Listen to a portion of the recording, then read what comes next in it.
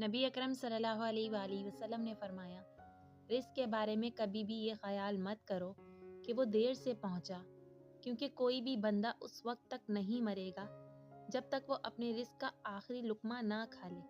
اس لیے حلال لو، حرام چھوڑ دو۔ پیارے نبی صلی اللہ علیہ وآلہ وسلم نے ارشاد فرمایا، وہ انسان کامیاب ہو گیا جو مسلمان ہو گیا، ضرورت کے مطابق رزق مل گیا اور اللہ تعالیٰ نے اسے جو دیا اس پر قناعت کی توفیق بخشی۔ نبی اکرم صلی اللہ علیہ وآلہ وسلم نے ارشاد فرمایا، جو مجھ پر شب جمعہ اور جمعے کے روز 100 بار درود شریف پڑھے، اللہ تعالیٰ اس کی 100 حاجتیں پوری فرمائے گا۔ سبحان اللہ۔ پیارے نبی صلی اللہ علیہ وآلہ وسلم نے ارشاد فرمایا، جب حکومتی معاملات نااہلوں کے سپرد کیے جانے لگیں تو انتظار کرو قیامت کا۔ رسول کریم صلی اللہ علیہ وآلہ وسلم نے فرمایا، بے شک اچھا خواب اللہ کی طرف سے ہوتا ہے اور حلم، برا خواب جس میں گھبراہٹ ہو، شیطان کی طرف سے ہوتا ہے۔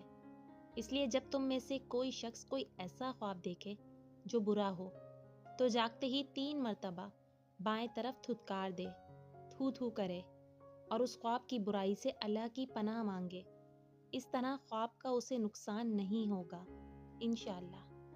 نبی کریم صلی اللہ علیہ وآلہ وسلم نے ارشاد فرمایا، اپنی زبان کو اللہ کے ذکر سے تر رکھا کرو۔ حضرت عمر بن خطاب رضی اللہ تعالیٰ عنہ کہتے ہیں کہ دعا آسمان اور زمین کے درمیان رکی رہتی ہے، اس میں سے ذرا سی بھی اوپر نہیں جاتی جب تک کہ تم اپنے نبی کریم صلی اللہ علیہ وآلہ وسلم پر صلاۃ درود نہیں بھیج لیتے۔ آپ سب سے ریکویسٹ ہے کہ ایک بار درود پاک ضرور پڑھیے گا۔ ویڈیو پسند آئے تو لائک، شیئر اور چینل کو سبسکرائب ضرور کریے گا۔ دعا میں یاد رکھیے گا۔ اللہ حافظ۔